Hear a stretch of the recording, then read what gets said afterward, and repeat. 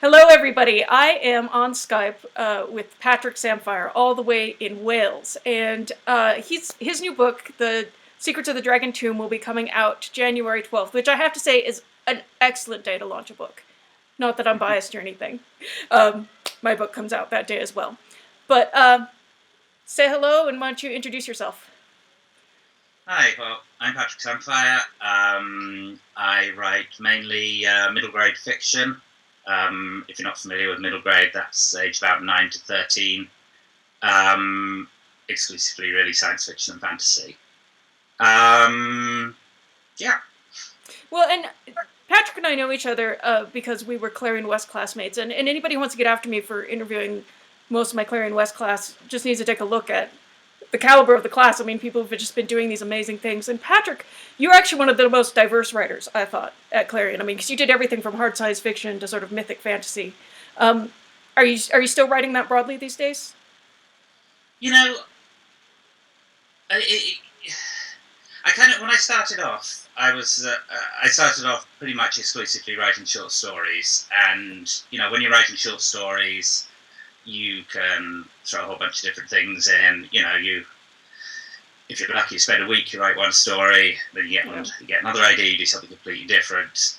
So for a while, I was writing kind of diverse stuff. Although, to be honest, almost everything that got published was fantasy rather than any of the science fiction I tried. When I decided to have a go at novels, which was quite a few years ago now, I started off by trying to write fantasy novels, and I wrote an adult fantasy novel, which, to be honest, was kind of a mess, because it was my first novel. Then I wrote a couple of middle grade fantasy novels, and then I started this one, which is kind of a science fiction novel. It's not what you call a hard science fiction novel. I think we could say that. It's kind of a pulp science fiction novel. Let's talk more in depth about where this novel is set, because it's got a very unique setting, I think, as far as novels go. At first, I thought it was steampunk, but it's not steampunk. No, it's got some things in common with steampunk. I would say that it's got some steam-powered technology, it's got some clockwork-powered technology, but it's also got some more advanced technology like fiber optics and a few other things in there. I tend to think of steampunk as having a very particular aesthetic with it, and a very particular period. It's Victorian. It's very heavily into a particular attitude, and at least the original steampunk was also quite a strong fantasy element to it as well. Right. And it's got that attitude, that punk attitude to it. Whereas Secrets of the Dragon Tomb it's more of a pulp adventure. Mm-hmm. It's set in 1816, which is the Regency. It predates Victorian era by about 20 years. The setting is, it's set on Mars.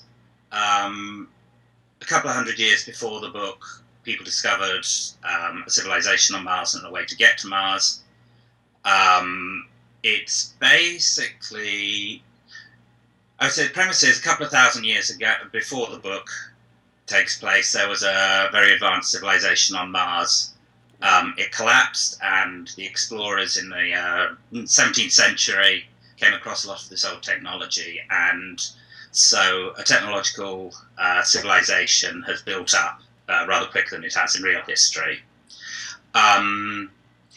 It's set against the background of the Napoleonic Wars, right? Where, of course, in real history, Napoleon had been defeated by this point, 1816. In this alternative history, he's used a lot of the technology discovered on Mars to basically overrun most of Earth, and he's now threatening an invasion of Mars, and that's where our story starts off. Excellent. Why don't we do a capsule summary of who the protagonist is, and what is their specific story? So, the protagonist is a 12-year-old boy called Edward. His father is an inventor. He's got a rather eccentric family. It starts off because his father has invented what is essentially an early computer, and various people want to get hold of this because they think it will crack the code, which will lead them to other advanced technology on Mars. The technology is all kind of buried in these things called dragon tombs, along with preserved bodies of dragons. So people are very keen to get hold of the location of these because with the technology, you can make an enormous fortune as well as having access to advanced technology. So the story starts with people trying to get hold of it and kidnapping his father and other members of his family to get the technology and to find a way. So Edward, our protagonist, and his little sister, and an older sister and a cousin, are basically having to rescue the family and stop bad guys, etc. Right. Are they on Mars or are they on Earth? They're on Mars. Gotcha. They're in a British colony on Mars, quite a large British colony.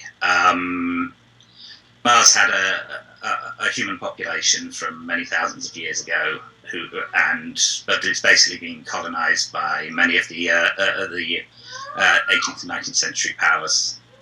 Mm-hmm. So you have the English, Turks, the Chinese, and so on, who all colonized parts of Mars. Right.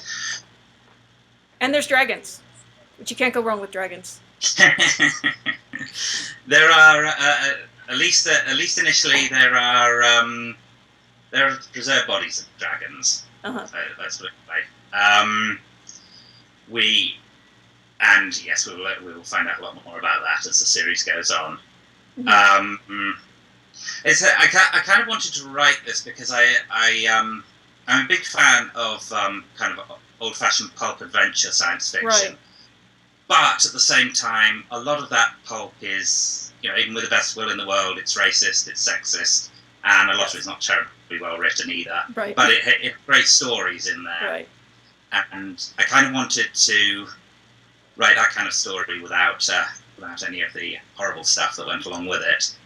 And there's a bit of a pulp revival going on right now, I think, with I know Carrie Vaughan is doing sort of a pulp adventure on Mars. My writer's group mate Steve Sterling has done his pulp adventures on Venus and Mars, but I really like what you're talking about, sort of expanding on it, and instead of sort of doing a rehash of what's already been done before, you've really taken it in quite a different direction.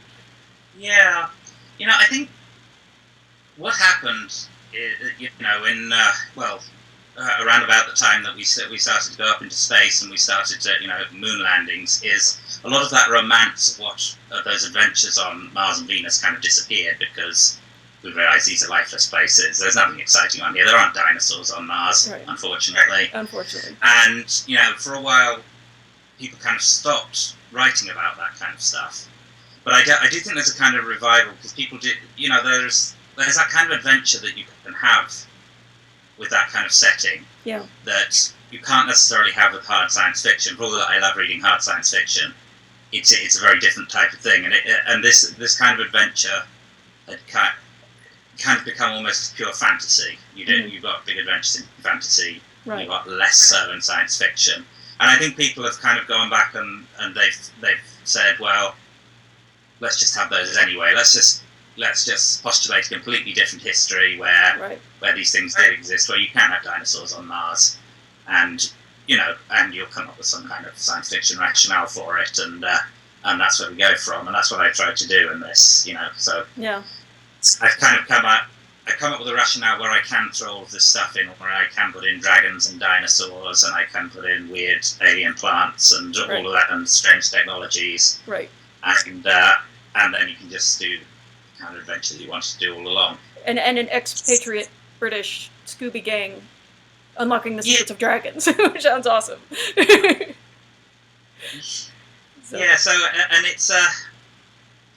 it's kind of interesting because once I started writing about this, having this kind of British colony on Mars, and it does start to bring in other interesting issues about colonialism and so on, because we're dealing with a place which did have an advanced civilization and still does have a population who've lived there for many thousands of years, and their planet is basically being taken by the colonists. Right. And so, happened over and over again. But are they all human? So were the Martians humans?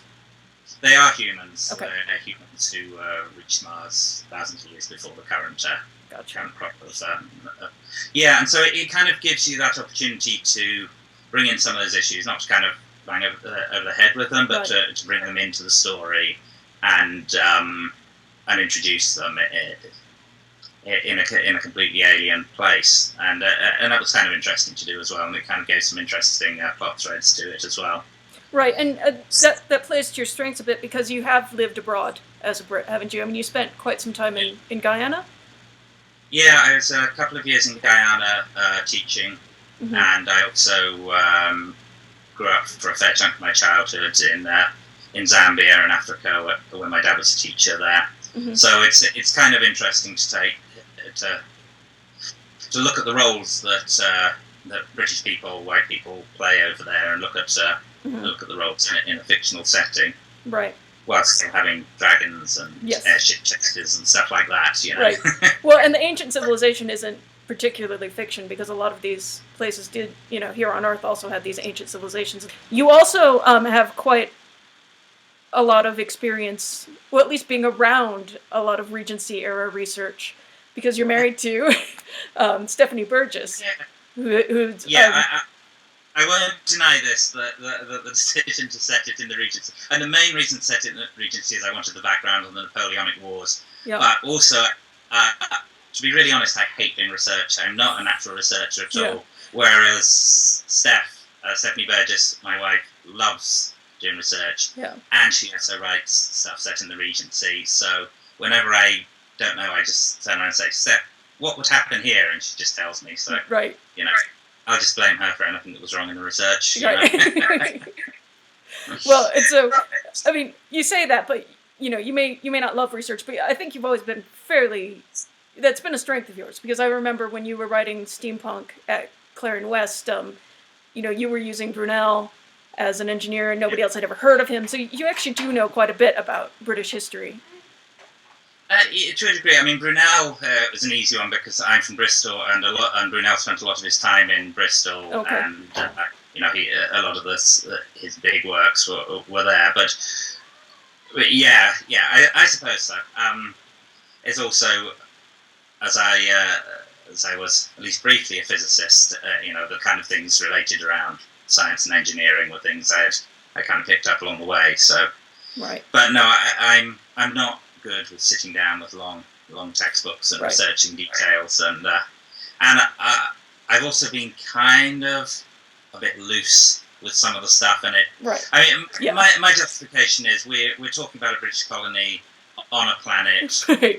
It takes a long time to get to, and if you think about how society was different in America at that time or Australia in that time, which were much closer, Right. Even a colonial population develops its own ways and kind of loses some of the over formality that I think that people back in England at the time would have had. Right. Well, and it's enough of an alternate history that you can. I mean, Napoleon's winning the Napoleonic Wars, for example. You can certainly play a little bit fast and loose with the details, and few people are as good at the research as Stephanie Burgis, you have to admit. I mean, she's rather exceptional in the depth of detail she's able to do. So this is not a standalone, it's part of a series? It is, yeah. There's a second book, which is contracted, called The Emperor of Mars, which is written. And right now I'm putting together a proposal for a third book, which should tie it up, hopefully. Yeah. Although I do think there's kind of plenty of room for other stories. I've written a novelette and a short story in the same world as well. So I think there's other places to go with it that I haven't necessarily explored yet. So in all the boring details, who's it coming out from, and where can it be bought? Pretty much anywhere. It's published by Henry Holt, which is a division of Macmillan. Right now it's published in US and Canada, and also in Germany. It'll be coming out, although not till March. It's not out in the UK, although you can get it Amazon or Book Depository or pretty much any other online store. Right. Yeah, so we'll wait and see on the UK stuff, though. Well, and that's interesting because it's an American publisher that you sold it to. It's an American publisher, yeah. For one reason or another, it hasn't sold in the UK yet. Right. I think it's still out with a few publishers, but I'm not 100% sure who or where at the moment. Right. It's one of those oddities of publishing is that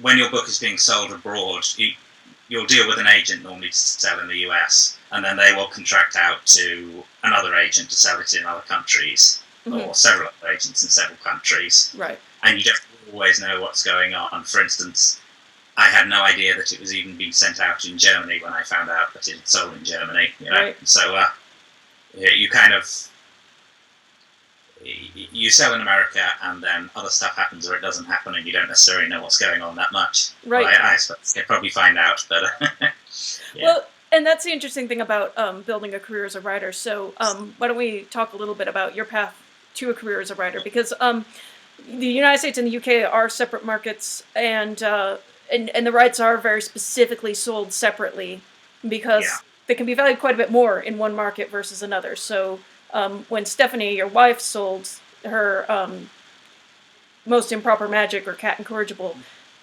those British rights were quite valuable because it was set in Regency England, and so they were sold separately. And in your case, you've got an American agent, correct? That's Okay. Yeah. And I've always I don't know, maybe it's I feel like I've always known more about the American publishing scene than I have about the British publishing scene for one reason or another. I guess I kind of started out really when I went to Clarion West with you and Steph, and that's the time I met a lot of American writers. I found out about American markets and so on, and it's and so I've always felt more connected to the American scene. I don't feel that connected to the British scene. And when I started out with the first middle grade book that I wrote, I got a British agent and a bit of sending it around, and it was almost there but not. And after I decided to part with that agent, I thought, no, I'm going to go and get an American agent. I think, but certainly, simply the American market is a lot bigger. It's great to sell something in Britain, but it's a small country. It's not got that big a market. It's not. Whereas I think there's a lot. America's bigger. It's more diverse. I think there's maybe in some ways it's more accepting of a wider range of books. And also, like I said, I felt more connected to it. I'm married to an American. Right. We spent quite a bit of time in America. Right. So it's and if I say 9 out of 10 writers I know are American, so yeah. Well, it kind of feels natural to publish in America. Well, and science fiction, middle grade science fiction is big right now. We're having a huge resurgence of it over here, and the two markets are slightly, they're obviously going to be different. But yeah, as you say, America is about 5 times the size of the UK. It's got a nice, big, diverse publishing territory. Though Britain is quite diverse, I think, as well. But I think the British agents and publishers they're just a smaller enclave. You said you were briefly a physicist, so why don't we sort of walk through your career to date, how you got from university graduate all the way to professional author here? Yeah, I started, I guess like a lot of people, I started writing when I was in high school. I was about 14 or 15 when I thought, I'm going to be a writer. And I was kind of really lucky there because I had this great English teacher, and a friend and I both said we want to be a writer, and she said, cool, go sit outside the classroom, write a book. And so we sat outside the classroom, we wrote a book. And I remember asking her and saying, will you help us get it published if it's any good? And she said yes, and the book was terrible, of course, but and so I kind of wrote from then until I went to university, and then I kind of stopped because right. Sometimes there's a lot of other stuff at university. And you studied physics? I studied physics. I did a bachelor's in physics, and I did a PhD in physics. And right after I'd done the PhD, I then went to Guyana to do some teaching for a couple of years. And I came back to England, and I got this job. And about halfway through, I was so bored with this job, and it was one of these jobs where there was just very little to do, and I kept asking my manager for more work to do, and he never had any work for me to do. Right. And so I had this computer terminal here, and I thought, well, I'm going to try writing again then until they can find something for me to do. Right. And I joined the online group Critters, which I think probably still going now. A lot of people use it, and I started doing short stories. Mm-hmm. And about a year after that, that's when I applied to Clarion West, and was accepted, which was kind of a surprise because I really didn't expect to be. And then pretty much then Clarion West and concentrated on short stories, and then probably concentrated on short stories for the next 5 or 6 years, mm-hmm. and got a fair number of them published. But I always prefer novels to short stories. I mean, I like good short stories, but if I was going to choose something to sit down with, it would be a novel. So I thought, I'm going to give this novel stuff a go. And that took quite a long time. So I had to go through a few different attempts at novels before I got to this one that sold. So it's not been a fast process at all. Right. It's in fact, even once you get to the stage of publishing, if you're going through a conventional route through one of the main publishers, it takes a long time. It particularly takes a long time in children's publishing, which is much slower than adult publishing. So this book was actually bought at the end of 2012 by the publishing house, and it'll come out at the end of 2016. Right. So that's longer than normal, but it's not unheard of, certainly. Right. And so it's a slow career path going through conventional publishing, and there have been times when I thought maybe I should also do some self-publishing here, and if it wasn't having 2 small children, then and if I'm not writing enough. And it's a crazy thing to do, I can attest. It's only the completely crazy. Emily, that's I know how to look like it online. But, here's the part of the interview that always sort of breaks the hearts, I'm sure, of viewers. Let's go through. So how many agents did you have before you finally had one that sold a novel? I had one agent first. So she was a British agent. She sent out actually 3 middle grade novels for me. The first one she absolutely loved, and it got very close to selling. Second one she didn't like, but she sent out anyway. And again, it got some interest, but to be honest, it probably wasn't good enough. And when it got to the third novel, she was kind of, I'll send it out. And after it had gone around a few places, I said, this isn't working. She's not enthusiastic. It's so I cut it off. Unfortunately, as it had been sent out at that point, I kind of thought the best thing to do was just to dump that novel and write something new. So I sat down and I wrote Secrets of the Dragon Tomb and started looking for agents. I don't remember exactly how many queries I did, but it was quite a few. Mm-hmm.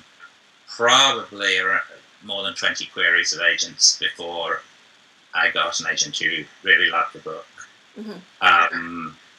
Then, of course, it goes out on submission to publishers, and again, it goes through a lot of publishers, and it almost felt like it was cursed at points, because I remember there was one point where it went out to an editor, and he said, I love this. On Monday, I'm going to call you back, and I'm going to come up with an offer. Monday, we got a call back from the publisher that he had been fired, and it was like, it takes a long time. So, it was probably on submission for well over a year before it sold. So, I can't remember the exact dates of all of this now, but between sending out my first ever novel, or my first ever novel was sent out, to getting one published, it'll probably be 8 years, something like that. Right. Which is, as it goes, it's not actually terribly long. No, it's not. It's pretty typical. It's not unusual, but it's never going to be fast. And I I remember when I was in high school talking to a friend who was also interested in writing. It was like, I was saying, well, let's see which one of us can be published by the time we're 18. And it's like, yeah, right. Right. It happens. It happens very occasionally, Right. but it's not normal. What's normal is you take a long, long time, and in that time you're being turned down a lot. You're writing a lot of stuff that nobody's interested in, Right. and it's not for the faint-hearted, really, because you are going to be turned down, and you're going to be turned down a lot, and you're going to wonder why you do it, and you're going to wonder if what you're doing is any good at all, or whether you're just terrible at it. And right. This is why you kind of need some kind of writing community, and it's why Clarion West was really useful, and why we all kept in contact and still keep in contact. 14 and a half years after we went, or whatever it was. Right. Because you need a support community. You need people who are going to give you encouragement.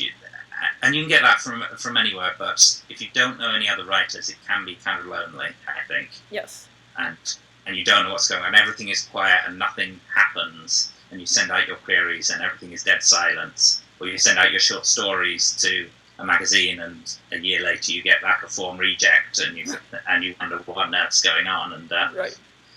It's not an easy thing to do. And at the same time, you're probably going to have a job.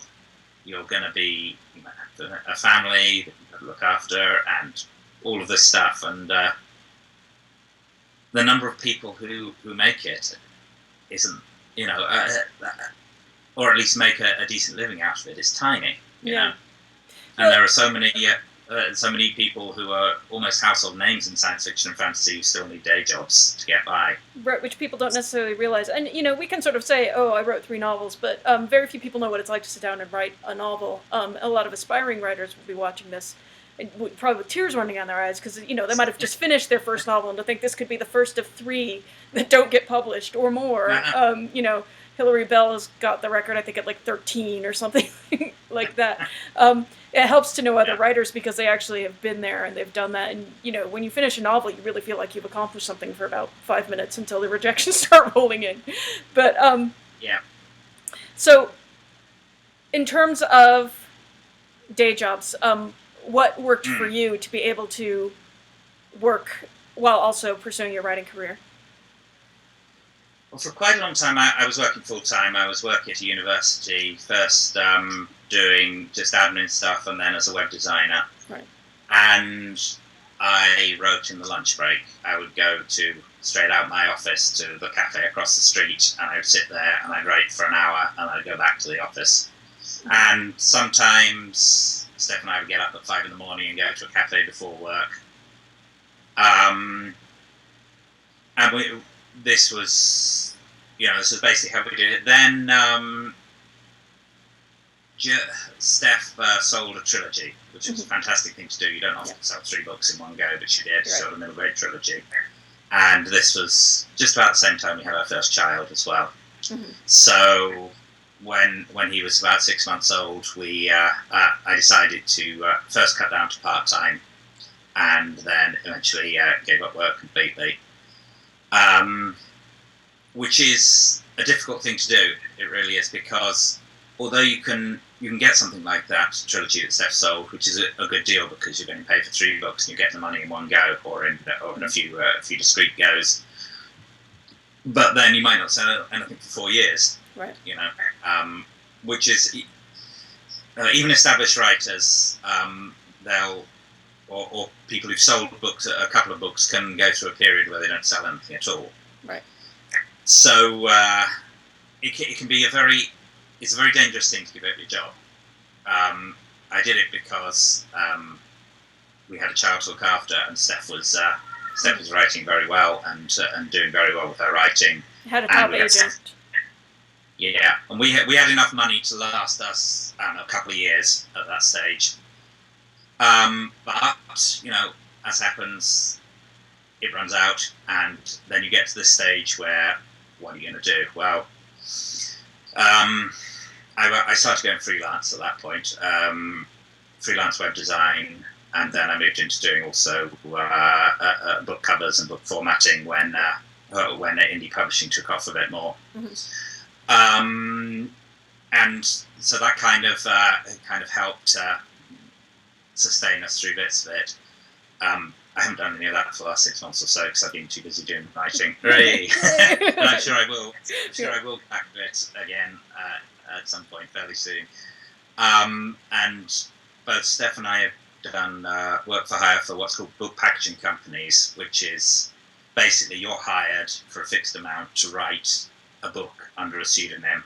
Right. They'll give you an outline and you write it, basically. Right, and I've interviewed other authors who've done this as well, and I think it's important to sort of talk about a little bit because it's an invisible sector of the publishing industry to so many aspiring writers, but it's a very visible part of the publishing industry to so many consumers, people who read. But I think they don't necessarily realize what they're reading, and so to sort of do a quick sort of capsule overview, doing work for hire in this case, and working for a book packager is the Babysitter's Club, the Hardy Boys, the Nancy Drew, like a lot of these really long-running series that have books coming out far too fast for one person to write are not being written by one person, and the name on the covers quite often not a person and not a real person. It's a fictional character just like everything else in the book, and it is, and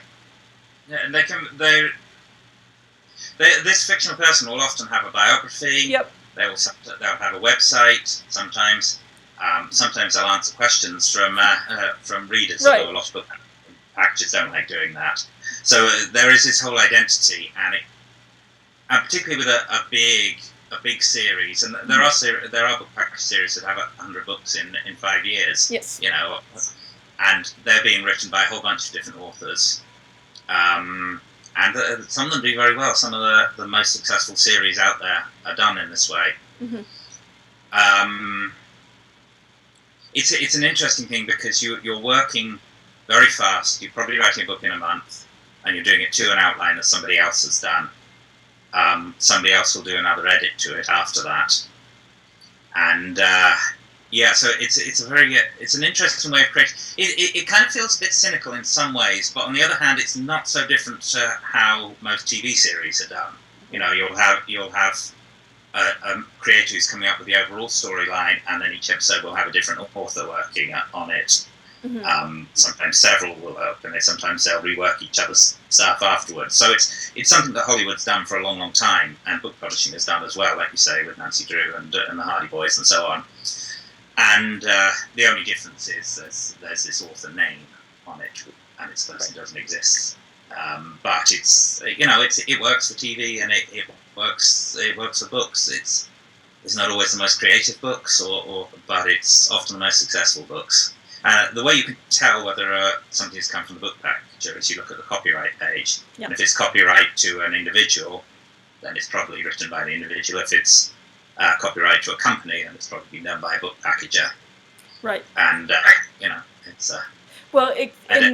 except in the case of independent publishing, a lot of us have to incorporate for tax reasons. But the thing about work for hire, though, is it is also excellent training. And a lot of people do it, but it also allows you to fly under the radar. So I think sometimes people don't realize that some of these overnight successes, these writers that just come out of nowhere that nobody's ever heard of, and you pick up their book and you read and you're thinking, well, this is not a first-time writer. That's what they've been doing. They've been flying under the radar, writing all this work for hire for years, sometimes for decades. So how many work for hire projects have you done, say, an average in a year or so? I haven't done very many because I was concentrating on the web. I've only done 2 projects through that. I think Steph has done, I can tell you, 7 to 10, something like that, of them, and that's all in the last, I suppose, 3 or 4 years. Maybe 3 years that we've been doing them. Mm-hmm. So it's something you'll do because whatever you're doing. As you're right, you need something which brings in a regular income because, like I said, that writing money comes in big chunks, and it comes in very occasionally, and you probably won't get royalties. That's something that people don't realise either. You'll get an advance, And in theory, you get royalties, but you only get your royalties when your advance has been earned out. And most books don't earn out their advances. Right. So what you get for your book is that advance. Right. And then, until you can sell another book, that's all the money you're getting for your book. Does Britain allow you to average your income over multiple years for taxes? Probably. I think there are some things, but to be honest, I've never earned enough to employ an accountant, so I just do it myself and I do it in the year.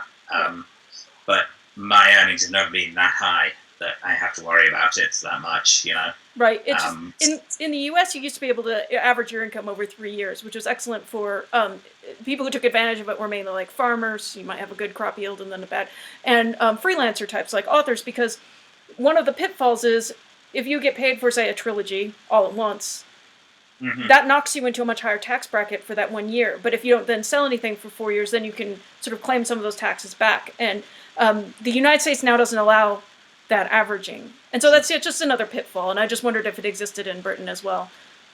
I think there is something like that. I don't know how many years you're allowed to do it over. It may be 2 or 3 years. Like I said, I have, at least so far, my advance has not been that high that it, to be honest, would make that much difference averaging it between years.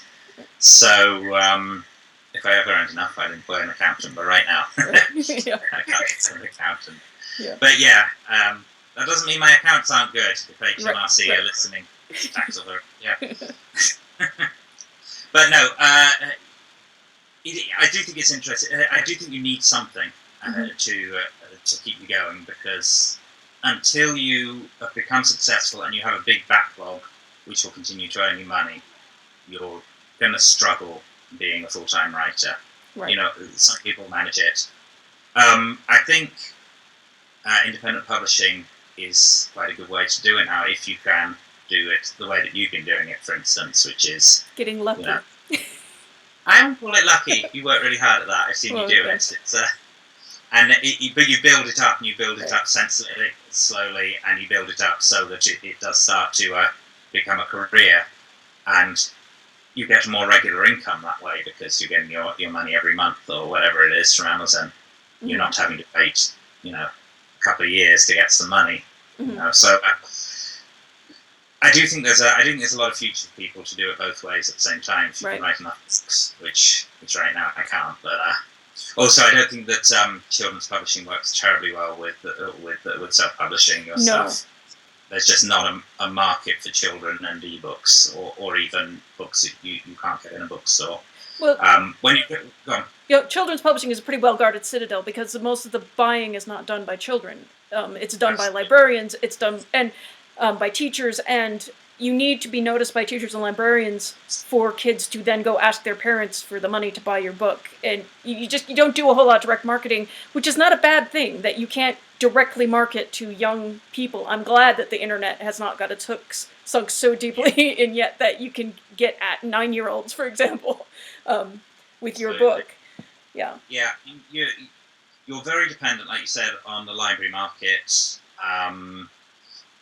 Which again is very dependent on your reviews and your publisher reaching out to librarians. So you're trying to do all of that yourself independently would be very, very tough. Getting reviewed in Publishers Weekly and the School Library Journal and things like that. And I think you can pay for Kirkus reviews, can't you? But it's not an easy thing to break into. No, and bookstores as well, again, if you're an independent publisher, breaking into Barnes & Noble is not that easy. Right now it's, the state of the market while we're doing this interview, which is New Year's Eve, 2015, is that independent publishers and the established distribution channels are kind of at an all-out war.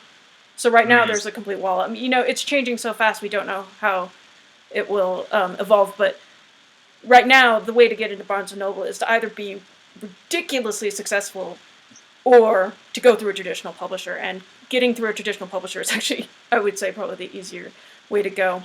Let's talk a little bit about the business, the averages. Do you happen to know what the average first advance is these days for a novel? Because it used to be only about $3,000. Is it much higher than that? You see, this is one of those things that's really hard to find out because publishers don't like sharing it, and so it comes down to author surveys, which tend to be pretty unreliable. Yes. But around about at least maybe 5,000, 10,000 maybe. I think you get slightly more for children's than you do for science fiction and fantasy. But it's, I mean, if you get an advance of 5, 6, 7,000 for say, an adult fantasy book, that's a pretty okay first advance. Right, which might shock people because that's such a small... I mean, if it takes you a year, 2 years to write a book, to only make that as an advance is, I think, kind of surprising to people. But part of the reason why it's not easy to find out is because publishers have a vested interest in not letting the world know what they're willing to pay, because each contract is negotiated individually with an agent, and if agents knew what they'd paid before, then that would affect the negotiation. So there is a reason why it is hard to find out. But yeah, the first advances tend to be low. Last I heard, the average number of books you needed to sell and have well received before you started earning royalties was 5. Do you have any other market information as far as that goes? No, not. I don't know. It's very complicated, you know. To say the percent that you get is very variable as well. Although there are industry standards to some degree, you can end up with a lower amount. If you're doing an illustrated book, for instance, and in your the illustrator will get some advance, unless it's a hot book, in which case your agent can push back on that, and you know the percentages you get, and the percentage of royalty you get will depend on how many books you sell. So if you sell more than say 10,000 books, then the amount of royalty you get will go up, and those kind of things are all about the negotiation. And then of course as ebooks you'll get, well, standard now at the moment is 25%. Of ebook sales for a traditional publisher, which again will seem quite low to anyone who's self-published and is used to getting 70% or whatever. Right. But that's fairly standard. So you know, if you sell a lot of ebooks and the publisher has put the price quite high, then you might earn back, you know, within a few thousand sales. Right. On the other hand, if it's sales to book clubs or things like that, you'll get a lower percentage for that. So it's kind of, it's complex, and whenever an author gets a royalty statement, I haven't had royalty statements of my own, but I've seen Steph's ones, they are almost impossible to understand. Yes. Just how all these figures come together and so on. And again, this is why if you go to traditional publishing, you should have an agent, because or at least a lawyer who understands publishing very well, because someone has got to understand what all this means and whether you're actually getting what you thought you were supposed to be getting, and whether the publisher made a mistake, and which can happen. Yeah. So, and while it's easy to sort of, you know, bash on publishers, which a lot of independent authors like to do, I think it is also worth noting that given the small numbers that we're talking about, why publishers work so hard. You know, they're going to play any advantage that they can to make a buck, because they're working too, also to stay solvent. And you know, we think of ourselves as wanting to be able to earn a good income, but they've got staff and utilities and all of these things. So basically, these are small pies, and there's a lot of people trying to get a slice of it. And but what we're not saying it's impossible or it's horrible. I think what we are saying is it takes a lot of time, and you're going to have to work up slowly through the ranks, and it just takes a while to be able to do that. Yeah, it takes time, and I think you just need to be realistic going into it. You know, if you write your first book and think, I'm going to live off my writing now, then you're fooling yourself. Right. You know, it's going to take you some time, but you know, it's fantastic to have a book that you can walk into a bookstore and you'll see it on the shelf, and other people are seeing it on the shelf and they're buying it and they're reading it, and you know, somebody else did all the hard work in some way. Somebody laid it out. They did the covers. They got it all printed. They got it all distributed. They edited it. So they did the copy editing and the proofreading and so on. And you know, you wrote it and you got to do the bit that you really like. And you know, some people really like marketing, and that's, you know, and if you do, then doing it yourself is fantastic. But many writers just prefer to just write a book, send it off, and let someone else do everything else. and it's great. And and this is how we all found books when we were kids, and still find now. We go into bookstores, or we might look online these days, maybe a bit more, but you're still kind of.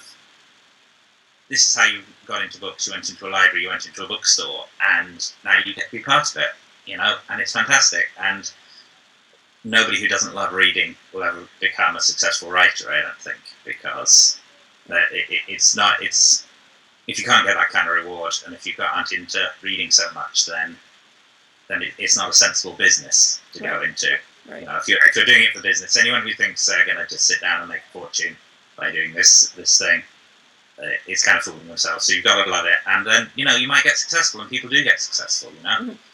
New authors do get successful every year. Someone will hit it off, and they'll be at the top of the New York Times bestseller list with their first book, and that can happen. Yeah. And it'll happen to a dozen people maybe in a year. Yeah. And that's great. Others will take a long time to build up. They might, like George Martin. He wrote 3-4 books, was it, before, and then had to give up for a while. He wrote 3 books, and the advance they paid him on that 3rd book, because they thought, okay, he's building well, so we'll pay him a nice big advance, was too high. It didn't earn out, and that ended his writing career. He went to Hollywood, wrote for a long time, and then he came back and he started writing the Song of Ice and Fire. Game of Thrones was remaindered when it was first published, which means that it sold so few copies that bookstores were having to send huge numbers back. Fortunately, the paperback cover turned that around. But book 4 debuted at #1 on the New York Times bestseller list. But George was, older than you and I when all that, really started to get going. But you're rather rare because you're part of an all-writer household. So let's, without divulging personal details to too great an extent, you and your wife are both professional authors. 2 kids.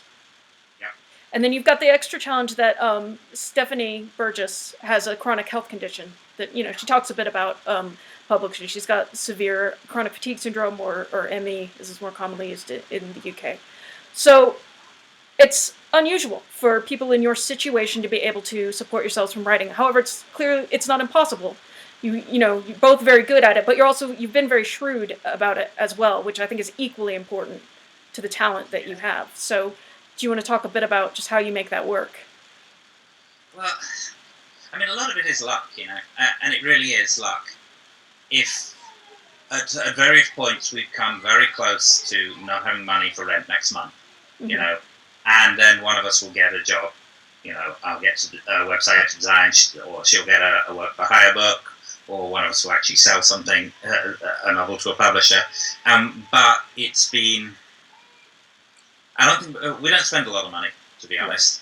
As part of that, I mean, we probably spend more than we should, but we don't spend vast amounts. And it's a tight thing to do, and you are balancing, all these, like you say, all these things. Our youngest is not in school yet, so he goes to childminder for a few hours a week, and we work quite hard in that time. But there's you have to become very efficient with your writing. When you're younger, or when I was younger anyway, I took a long time over doing things. I would, I'd want to be in the right cafe. I'd want to have got myself in the mood by flicking through some books and stuff. Right. And then you get to the stage you say, I can't do that. I'm going to sit down. I've got to write now. I haven't got any choice. This is my hour before I'm on childcare duties again. So I'm going to get down. I'm going to do it right now. And you sacrifice some things. Sometimes you sacrifice your house being particularly clean and tidy for a while. If you've got your edits due, then it's not going back in the house. It's let's sit down, get it done by the deadline, and that's what you do. And and we have been lucky on it. I think we've been lucky with our timing, and things could have gone horribly wrong, and we might both have to kind of give it up and go back and find jobs for a while. But we haven't so far. And Steph sold, after she sold her Cat Incorrigible trilogy, she went quite a few years without selling anything else. And now in the last year, she sold 4 books. So it comes in these things. And we were kind of lucky that I sold my books in the period when she wasn't selling hers, and she was selling hers when I wasn't selling mine, and so on. But yeah, you have to have these other things ready to go, and you have to know that sometimes you can do other things and to earn your money, and you have to balance it all, and sometimes you just hope. Yeah, well, and there's a few more pitfalls of being a freelancer. So for a while, my husband and I were living over in the UK and living off of his student stipend. But when you when you have an uneven or a low income in the UK, there's other pitfalls that can make it difficult. So, for example, when we were looking for property to rent, we were expected to pay 6 months rent in advance. Have you ever had a pitfall like that come up? Yeah, we have. We've often paid 6 months in advance of rent, and rent's not cheap in the UK. As you've seen yourself. Yeah. So we've always had this thing where when we can, we want to have enough savings to kind of last us 6 months. Right. And often we can't have that because we paid 6 months in advance, and we haven't got any more advances coming in. But it's kind of trying to build up that buffer, because at some point you're going to rent a house. They are going to ask for that. They'll ask for 6 months. They'll ask for deposits. They'll ask for all sorts of other fees for it, and you're going to be paying a lot of money out in one chunk. So yeah, you have to know you've got enough money. I've heard people say that you shouldn't give up your job until your royalties are earning enough to live on, but that's not always realistic. It's not realistic. You've got children. It's not realistic if one who does have a health condition that you can't means you can't work full time. Right. In some ways, writing is a really good career if you have something like that, because writing can be done an hour at a time, and you can do it when you're feeling that you can do it, or some days you'll do 3 hours and do 2,000 words. Some days you won't do anything, but that's okay because you are freelance. But yeah, it's something you have to be careful of, and you have to be aware of all the time that you do need to have something to fall back on. And some people, you might be able to fall back on your family. Some people, it's building up savings. We have occasionally fallen back on family and got loans from family and then pay them back over time. I don't know that we would have got through without being able to fall back on family occasionally. Right. Yeah, so. Yeah, I mean, because the situation I'm in, my husband's an engineer. And I mean, and it's completely different. It's a monthly paycheck, and it's, a certain assured income, and it's easier to get credit, and it's easier to get a favorable mortgage and all of these things. And again, we're not all being doom and gloom, but it is important, I think, for anybody who wants to go into writing to sort of be aware of counting the entire cost. So what is a typical day like for you, or do you get typical days in your situation? Not particularly, no. When we can, we both try and work in the morning. As soon as the oldest one's gone off to school and the youngest gone to childminder, we both get into the office where I am now and try and write for a couple of hours if we can, try and get through our word count, and then we'll go off and do whatever else needs doing.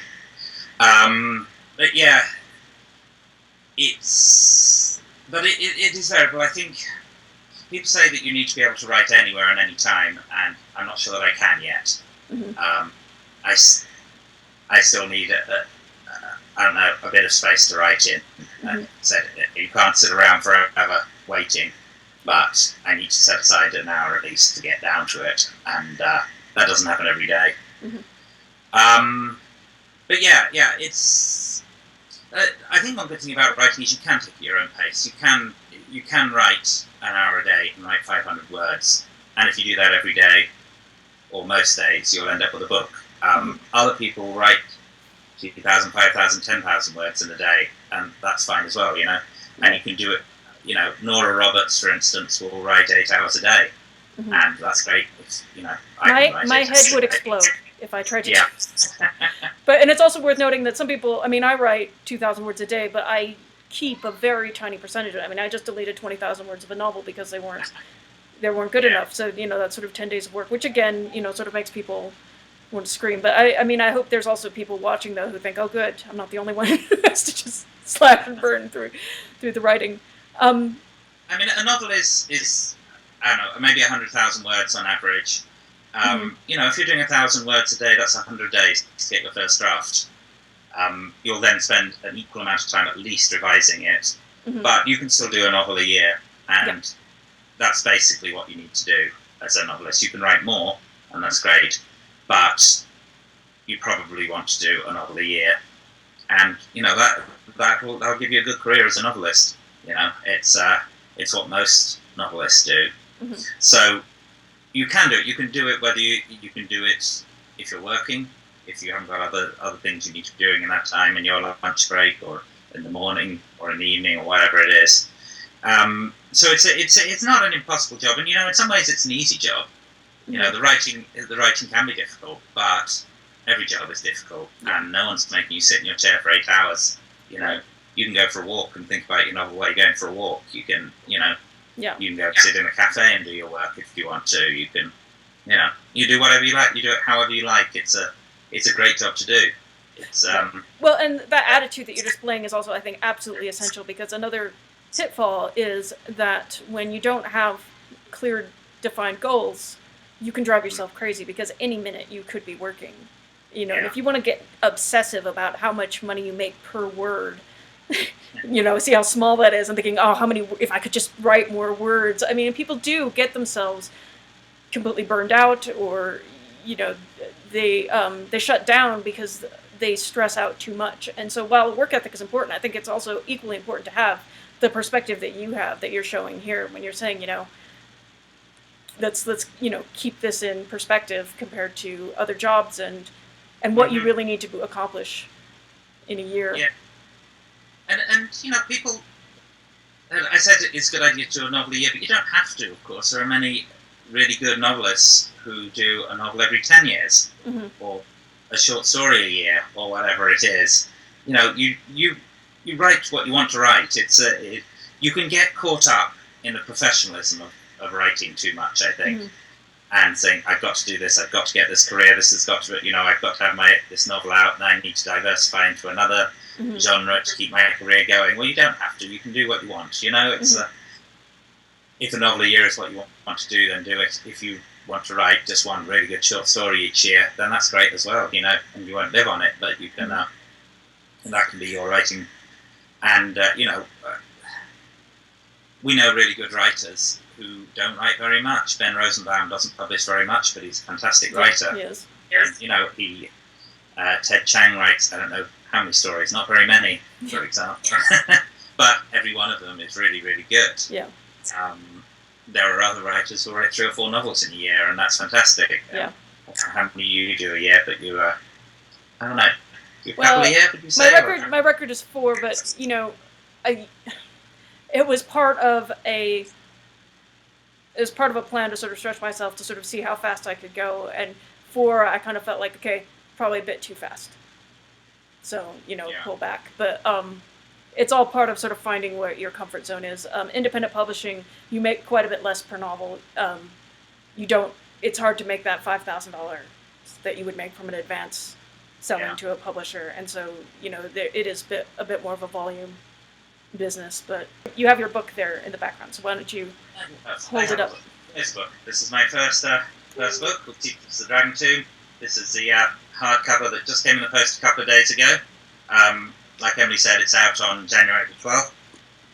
And it's fantastic. I really like it. It's got pictures inside and Beautiful. maps. It's not a fantasy or science fiction novel without a map, in my opinion. Yes. So, yeah, and it's exciting. And you know, we've talked a lot about how hard things can be and all the everyday difficulties, but it's exciting. You know, This is what you do it for. This is why, when you're 14 or 15, you think, I want to be a writer. It's because you want one of these, right? You know, and you want to do this, you want to produce this, and it's what you keep going for, and it happens. And when it does happen, whether it's your first short story or your first novel or whatever, it's fantastic. And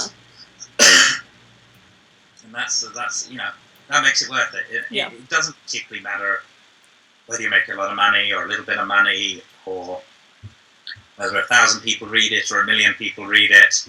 You know, you were writing the novel because you wanted to write a novel. Yeah. And it seemed like a really great story to tell, and that's why you do it. Yeah. Yeah, it's and I'm really happy, and I hope people will buy it. But if they don't, if 100 people buy it, then and they enjoy it, then that's great. I have pre-ordered my copy, so I'm excited. But thank you very much. Oh, thank you, Emily.